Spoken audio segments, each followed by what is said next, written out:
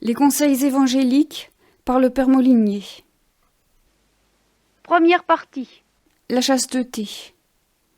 Récollection.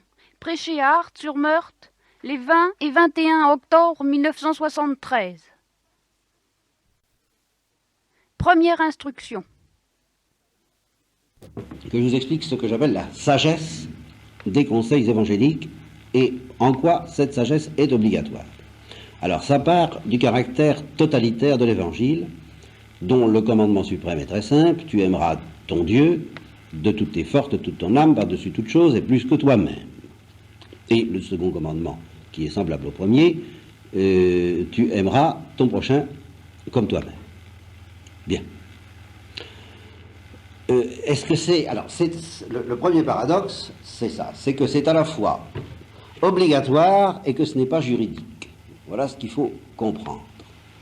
Vous voyez, des lois, le détail des lois négatives, des lois prohibitives, du décalogue, telles que tu ne tueras pas, tu ne mentiras pas, tu ne seras pas impur. Alors, Dieu sait si ça apparaît comme un interdit. Sur tout ce qui concerne la pureté en particulier, les modernes ne vivent ça strictement que comme des interdits. Ils sont incapables d'entrevoir que ça puisse bien signifier autre chose qu'un interdit. Bon, de même pour tuer, de même pour mentir, de même pour voler. Bon. Donc c'est une liste d'interdits. Alors ça, c'est ce qu'on appelle quelque chose de juridique, qui peut d'ailleurs être sanctionné par des lois positives. Alors, il en résulte dans notre esprit, inévitablement, une sorte de dissociation entre l'idée d'obligation, qui pour nous est toujours plus ou moins juridique, et qui risque d'être sanctionnée un jour ou l'autre par la société civile, et puis la spontanéité de l'amour, qui elle alors, parce que c'est une spontanéité, ne peut pas être exigée au nom d'une loi, et par conséquent serait pas obligatoire. Vous voyez? Alors ça, c'est extrêmement dangereux, parce que ça énerve progressivement ce que j'appellerais tout de même l'obligation d'aimer. Je ne sais pas si vous avez entendu une instruction que j'ai faite sous mille et une formes à plusieurs reprises, qui est un commentaire de Saint Jérôme, disant: si quelqu'un se présente comme incapable de jeûner, de faire pénitence, d'être chaste, d'être patient, tout ça, bien, si c'est vrai, c'est une excuse et on le supportera plus ou moins miséricordieusement, mais s'il se présente comme ne pouvant pas aimer, alors il se condamne lui-même. Donc c'est pas du tout facultatif. Et cependant, évidemment, vous ne trouverez pas de gendarme, ni d'homme de loi, ni d'instance judiciaire quelle qu'elle soit, ou de police, qui viendra vous dire: est-ce que vous aimez? Est-ce que vous avez rempli, avez-vous un papier de certificat d'amour? Enfin, quoi, il est prouvé que vous aimez. S'il est une chose qui ne risque pas d'être sanctionnée, c'est celle-là. Alors, on se figure plus ou moins qu'à cause de cela, eh bien, l'amour est libre, au sens non pas de l'amour libre, mais au sens que c'est à nous, dans notre spontanéité, de nous livrer à l'amour. Mettons qu'on sera plus heureux peut-être, mais enfin c'est pas une obligation. Il faut chasser de ce monde de l'amour tout fantôme qui risquerait de nous mettre dans l'angoisse, dans l'anxiété, dans l'inquiétude, dans la crainte. L'amour, parfait surtout, bannit la crainte. Alors, contre cela, je suis obligé de vous inviter à un effort de profondeur. Ça oui, c'est une méditation qui exige une certaine profondeur et qui vous aidera à comprendre qu'il existe d'autres obligations que des obligations juridiques et d'autres sanctions que les sanctions policières ou judiciaires. Et que l'amour, non seulement a ses lois, mais il a ses sanctions. Et que les sanctions de l'amour sont bien plus graves, bien plus redoutables que les sanctions extérieures. N'est-ce pas? Ce qu'il y a, c'est que la sanction de l'amour, ou plutôt du non-amour, est immanente. Celui qui n'aime pas, eh bien, s'enferme en lui-même. Et c'est une prison plus épouvantable que toutes les prisons, que toutes les geôles de la société. C'est une prison qui d'ailleurs quelquefois se manifeste au dehors, pas toujours. Mais je crois que certaines maladies mentales sont une projection visible dans laquelle l'intéressé risque d'être victime plus que coupable. Je ne tranche pas ça. Mais en tous les cas, c'est un langage qui devrait bien nous montrer l'horreur d'une âme enfermée en elle-même, celui qui est enfermé psychiquement en lui-même et qui ne peut plus communiquer, eh bien, il y a là une espèce de châtiment immanent qui est plus redoutable que tout ce qu'on peut faire du dehors à quelqu'un. Et ça, Berdyaev le dit d'une autre manière, il dit, nous portons au fond de nous-mêmes une sorte de juge infini, tout à fait intérieur, lequel est beaucoup plus exigeant à notre égard que tous les juges extérieurs, même les plus malveillants. Il n'y a pas de malveillance qui tienne, même la malveillance du démon est peu de choses à côté de l'exigence de ce juge intérieur, de ce juge infini, qui nous dit « tu dois aimer ». Et en effet, si tu n'aimes pas, tu feras ton malheur, mais par ta faute. Voilà. Ça, c'est tout l'évangile. Bon.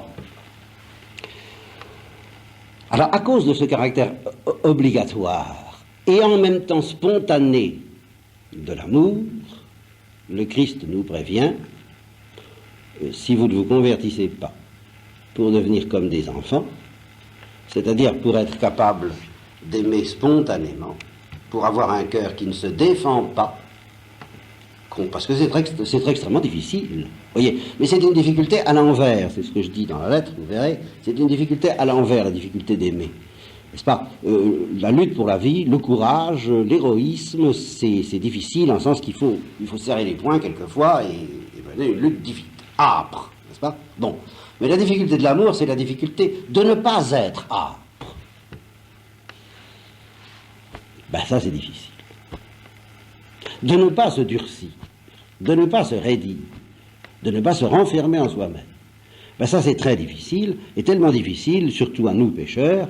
C'est un fait que nous sommes dans une mouise très très grave à ce sujet. Le Christ est descendu, le Verbe est descendu sur terre parce qu'il a vu qu'on était vraiment mal parti, question de l'amour, du côté de l'amour, on était vraiment très mal parti, et qu'il fallait en mettre un coup et faire des choses absolument extraordinaires pour nous sauver de ce manque d'amour. C'est le mystère de la croix, etc. Bon, mais aussi il nous a donné des leçons. Il a payé le prix pour nous rendre le pouvoir d'aimer, mais il nous a aussi prêché ce que voulait dire l'amour.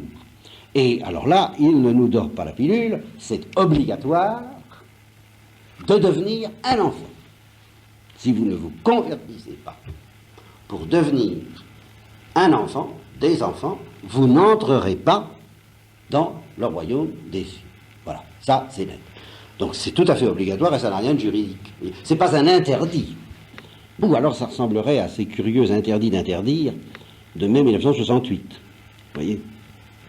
Les adultes interdisent. Les enfants n'interdisent rien à personne parce que ce sont des enfants, ils ne se défendent pas. Eh bien, il est interdit d'interdire, si vous voulez. Voilà. Mettons, c'est quelque chose comme ça. Il est interdit de se défendre. Il est interdit de faire des difficultés quand l'amour se présente. De discuter, d'hésiter, de tâtonner. La moindre hésitation, la moindre discussion est interdite en face de l'amour qui se présente. Voilà. Et justement, les enfants ne discutent pas, ils marchent, ils sont bons publics. Les adultes discutent, bon, eh bien, ils ratent cette obligation. Grave. Alors, comme je le dis encore dans la lettre, vous ne trouverez pas quelqu'un qui viendra visiter, vous demandez votre pièce d'identité, votre carte d'identité, et puis qui vous dira, vous avez le permis de conduire, oui, voilà mon permis de conduire, bon, vous assurez sécurité sociale, bon, carte d'identité, bon, et votre carte d'enfant. Vous avez une carte d'enfant? Enfant de Dieu, hein? Bon, non, vous risquez rien de ce côté-là. Non, on vous embêtera pas là-dessus. Mais vous serez sanctionné d'une manière beaucoup plus grave si vous n'êtes pas un enfant que par, encore une fois, tout ce qui peut vous être dit du dehors. Alors, comme c'est tout de même très difficile et en même temps c'est simple, puisqu'il ne s'agit pas de fabriquer quelque chose qui n'existe pas. Par exemple, pour apprendre à jouer du piano, selon l'exemple sempiternel que j'emploie, bon, ben, il faut quand même créer quelque chose qui n'existe pas. Au départ, on ne sait pas, et à l'arrivée, on sait. Bon, tandis que là, devenir un enfant, c'est pas ça.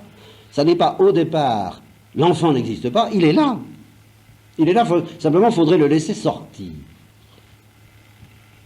Il est là, mais il y a autre chose autour. Il y a une écorce, il y a une forteresse, il y a même peut-être un dragon.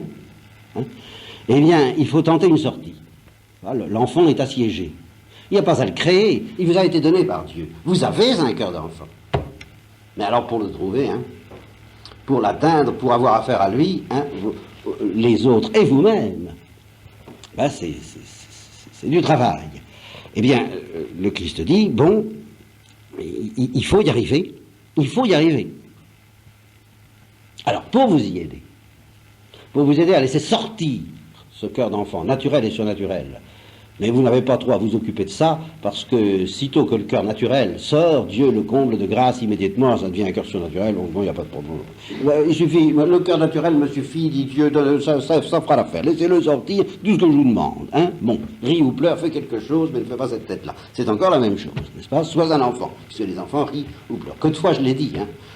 J'excuse de me répéter. Mais alors, où nous en arrivons aux conseils évangéliques, c'est que le Christ dit, ben oui, vous êtes mal parti. Vous êtes vraiment très très loin de tout ça.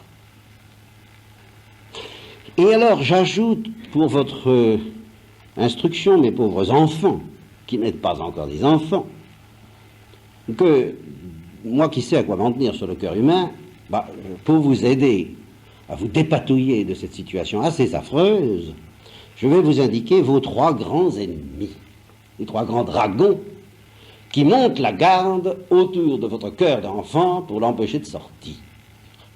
Eh bien, les 3 grands dragons, c'est la richesse ou les richesses, c'est l'impureté, et l'impureté dans tous les domaines, l'impureté du corps et l'impureté du cœur, et c'est la volonté propre.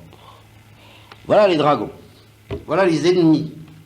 Alors, un bon conseil, vous comprenez? Voilà. Le conseil évangélique arrive là. Devenir un enfant, c'est obligatoire. Malheureusement, c'est impossible. Ah, bon.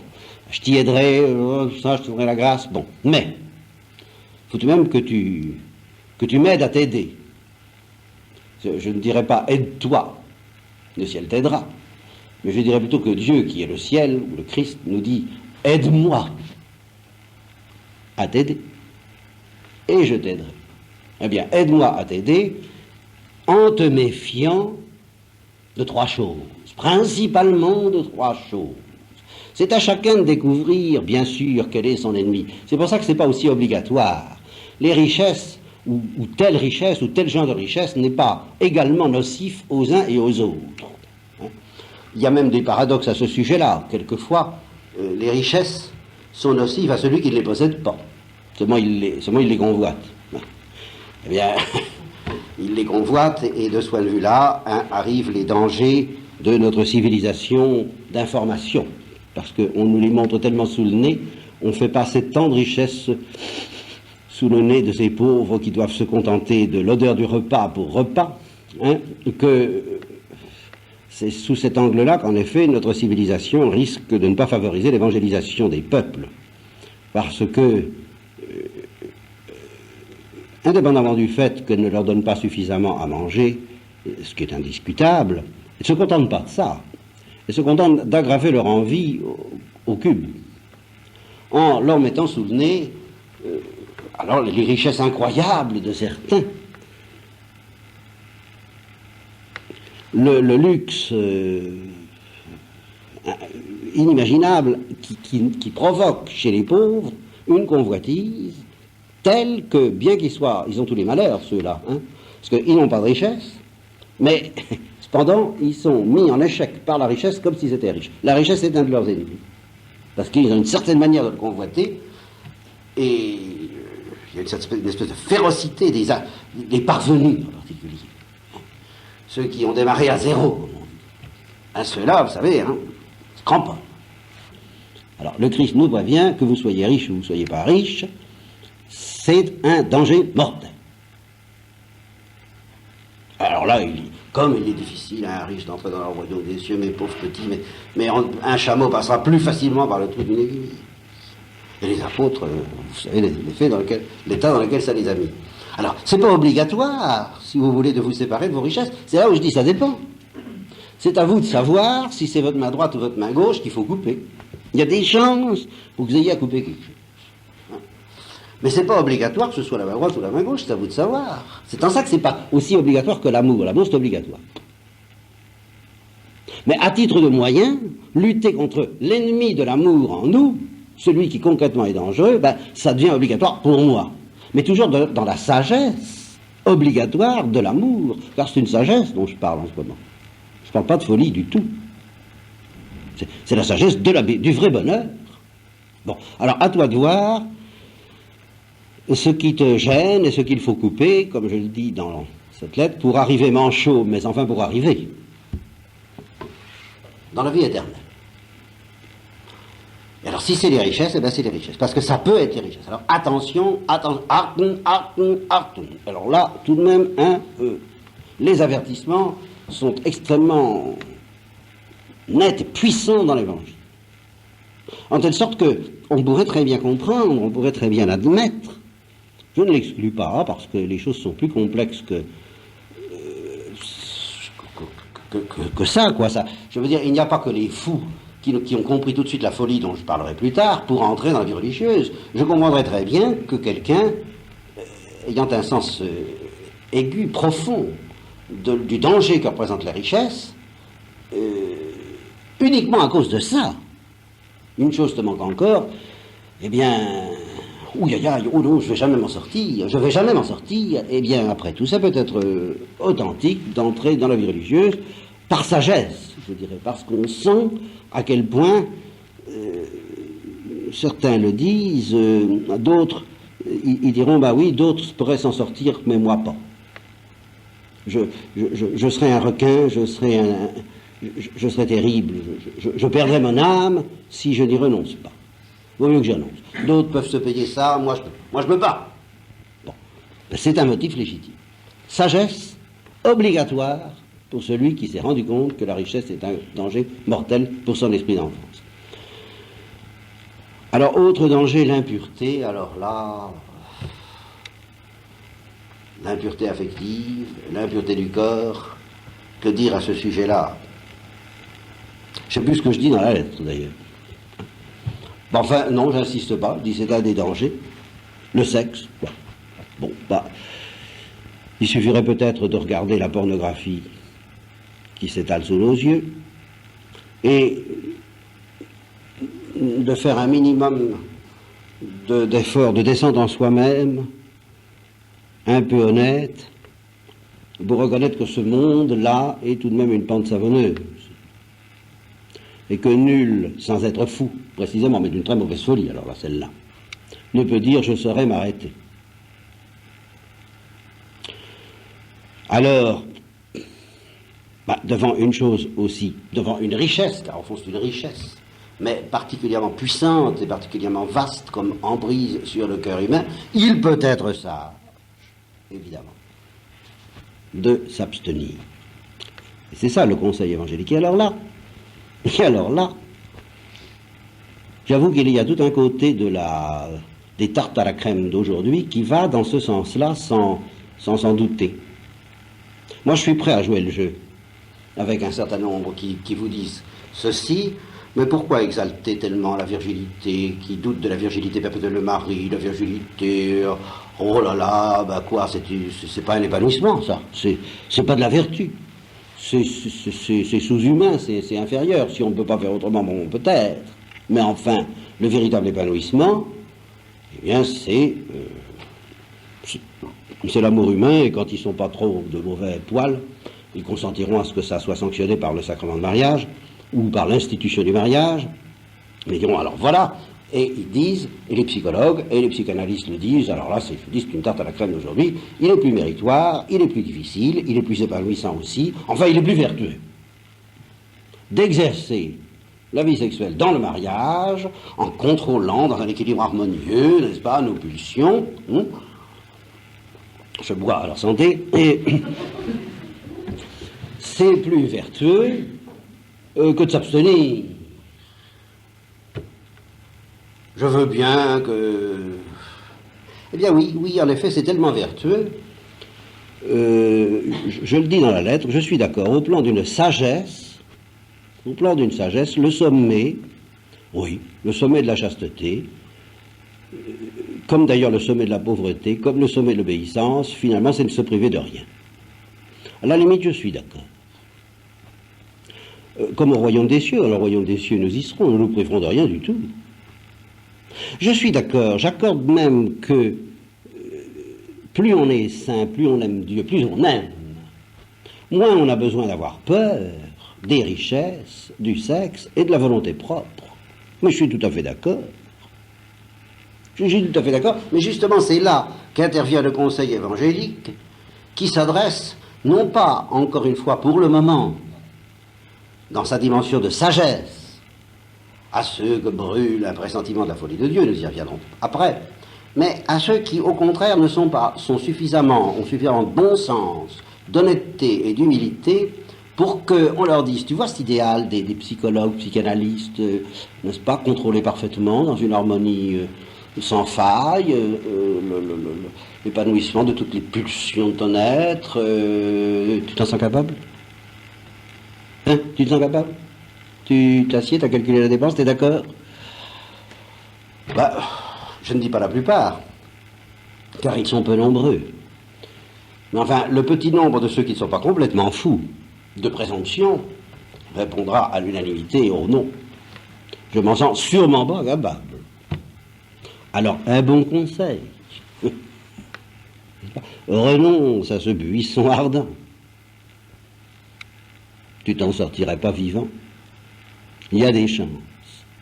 Un bon conseil. Alors, si vraiment, il vaut mieux se marier que de brûler, dit saint Paul. Bon, très bien, c'est une affaire d'équilibre. Soit si tu te sens suffisamment équilibré, soit au contraire si tu te sens tellement déséquilibré que tu as quand même besoin, ce ne sera pas brillant, ce ne sera pas fameux, mais enfin ça vaudra mieux que de brûler au mauvais sens du mot, comme dit saint Paul, soit. Mais enfin, il peut arriver quelques-uns, là encore, qui ne sont ni tellement déséquilibrés, ni tellement équilibrés, qu'ils ne soupçonnent que finalement, comme les moines boutiques, après tout.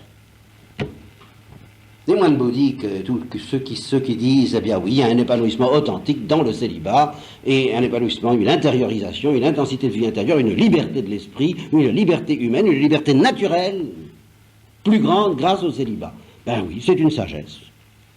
C'est pas le sommet. Je veux bien admettre qu'en effet, le Christ n'avait pas besoin de ça. Le Christ aurait pu se marier. Oui. Il aurait pu. Il n'avait pas à avoir peur. Et la Sainte Vierge non plus, et Saint Joseph non plus, et Jean-Baptiste non plus. Seulement c'était eux.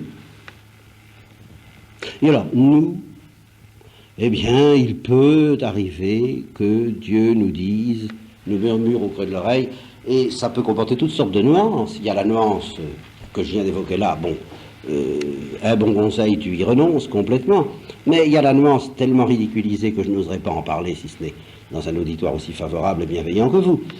La nuance qui avait été suggérée à Tobie, fais attention, toute l'histoire de, enfin pas toute, mais cet aspect de l'histoire de Sarah, dont tous les maris étaient régulièrement tués par Asmodée. Pourquoi? Ben parce qu'impur. Parce que c'est un... Ah oui, ils étaient mariés, ils étaient en règle, Pas vu de législation, ils étaient en règle, hein. Bon, mais ils étaient impurs. Et ils en mourraient. Parce que ça n'empêche pas, c'est pas parce qu'on est marié, on est pur, il faudrait tout de même pas. Alors, un bon conseil, t'as le droit, abstiens-toi. 3 nuits, tu sauveras ta peau. C'est exactement ce que Tobie a compris et ce qu'il a fait. Tout ça, c'est pas sublime, ce que je vous dis là, c'est raisonnable, c'est la sagesse des conseils évangéliques. Et enfin, alors l'ennemi le plus dangereux, parce que le plus subtil, le plus insaisissable, le dernier vaincu, celui qui était dénoncé comme très vivace encore chez ce religieux mort en odeur de sainteté, et qu'un frère convers a vu faire de longues années de purgatoire parce qu'il avait gardé quelque attache à son jugement propre, alors c'est la volonté propre et le jugement propre. Alors là, ça c'est passez-moi l'expression, the big enemy. C'est vraiment le pire de tous. Et j'en ai parlé de ce big enemy cet été quand j'ai parlé aux Dominicaines de Prouille, de Saint-Dominique, et où je leur ai parlé des cathars. Ça c'est le péché des cathars, ça c'est le danger des cathars. des angéliques de Port-Royal, pures comme des anges et orgueilleuses comme des démons. Elles avaient bien vaincu, si on veut, les deux premiers ennemis, ceux dont elles n'avaient à peu près rien à craindre d'ailleurs, n'est-ce pas? C'est toujours ceux-là dont on se méfie, hein, toujours, forcément. Mais celui-là, elles n'avaient pas compris. Et alors, eh bien là encore un conseil nous est donné, ne te fie pas trop à ton jugement propre, ne te fie pas trop à ta volonté propre, et partout où tu as l'occasion, et ça peut s'appliquer même dans la vie laïque, tu as l'occasion de pratiquer, d'exercer l'obéissance parce que tu es dans une situation où il vaut mieux obéir, ben, réjouis-toi de cette attaque contre ton jugement propre qu'il t'est offert d'exercer. Et puis, un bon conseil. Si tu peux décider que tu ne décideras plus rien, d'important du moins dans ta vie, eh bien, l'Église t'offre sur un plateau cette possibilité merveilleuse de donner ta liberté. Cette liberté qui fait tellement frémir les saints parce qu'ils sentent en effet le danger qu'elle représente et qu'il ne s'agit pas de s'en mutiler puisque c'est cette perle précieuse qui permet d'aimer, mais de la donner. Alors, si tu as envie de dire comme Thérèse de l'Enfant Jésus, mon Dieu, ôtez-moi la liberté de vous déplaire, si tu sens que c'est précieux et utile et une bonne sécurité, un bon conseil, eh bien donne-la donc à l'Église et accepte que l'Église seule dispose des grands axes de ta vie, et même, dans la vie contemplative en particulier, du détail de tes actions. Tu n'y perdras pas, au contraire, tu y gagneras d'être soulagé de ton plus dangereux ennemi. Voilà la sagesse des vœux évangéliques. Eh bien, cette sagesse est obligatoire en ce sens que chacun de nous doit, avec ou sans vœu, même, alors là, ça concerne les laïcs, avoir l'esprit de pauvreté, de chasteté et d'obéissance. Personne n'est dispensé de cela parce que c'est c'est une attitude défensive sans laquelle l'esprit d'enfance ne sera pas protégé. Si vous voulez rechercher l'esprit d'enfance, ça veut dire concrètement, pratiquement que vous recherchez l'esprit. L'esprit. Mais alors, que cet esprit ne soit pas tellement spirituel et désincarné qu'il en arrive à ne plus rien signifier. Non, l'esprit incarné autant que possible, selon les possibilités de votre vie, de pauvreté, de chasteté et d'obéissance. Et si c'est dans le mariage, en effet, c'est pas commode. Bon, nous, Toby, qui s'abstient, etc. C'est encore beaucoup moins commode, peut-être, que dans le célibat. C'est une autre histoire. Mais que ce soit dans le mariage ou dans le célibat, tu dois pratiquer l'esprit de pauvreté, de chasteté et d'obéissance. C'est pas facultatif. Mais c'est pas ça, justement, qui est le ferment principal et le plus important des vœux.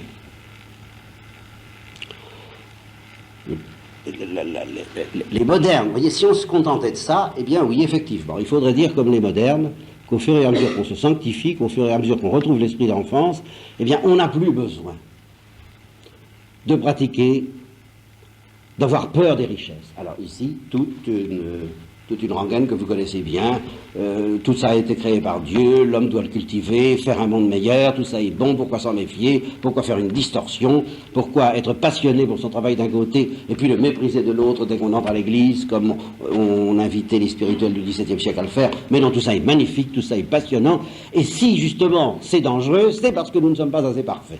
Aimez davantage, il suffit d'aimer. Soyez des enfants, tout à fait d'accord, et alors plus rien ne vous sera hostile, plus rien ne vous sera dangereux, à nous les richesses, à nous la vie sexuelle, pourquoi pas, dans un magnifique épanouissement, tout entier livré à Dieu, tout est à vous et vous êtes à Dieu, et à nous la liberté des enfants de Dieu. Alors là aussi, ça c'est une règle que vous connaissez bien, et au nom de laquelle on vous dit n'obéissez pas trop. N'obéissez pas trop, ça veut dire justement, n'abdiquez pas à cet épanouissement important, cette autonomie, ces trésors que Dieu a déposés en vous, et que vous n'avez pas le droit de laisser mutiler par les hommes, que vous devez au contraire demander aux hommes de laisser s'épanouir sous la motion du Saint-Esprit, lequel est terriblement partout en ce moment, c'est fantastique, enfin, y compris dans les boîtes de nuit, enfin c'est pas ça, enfin c'est extraordinaire, c'est toujours le Saint-Esprit qui épanouit.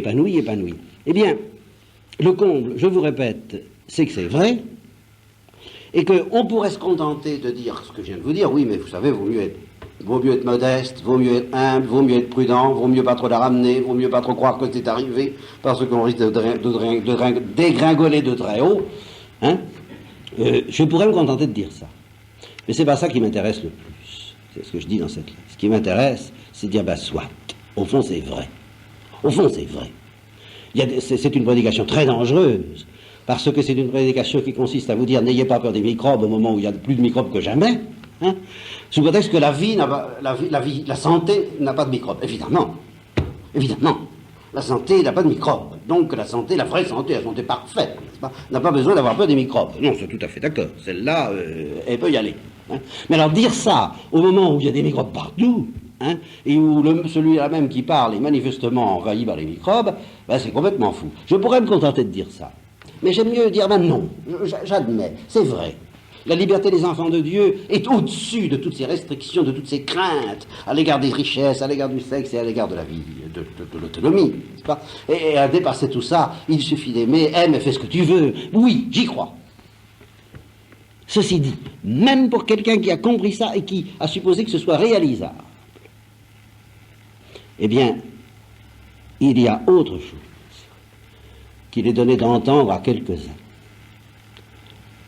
Et la signification profonde des vœux, ça n'est pas cette crainte à l'égard des ennemis, qui disparaît en effet au fur et à mesure que la charité augmente, mais c'est quelque chose qui, loin de disparaître au fur et à mesure que la charité augmente, ne fait que commencer lorsque la charité augmente, et qui est justement non plus la sagesse des conseils évangéliques, mais la folie des conseils évangéliques dont nous parlerons demain matin.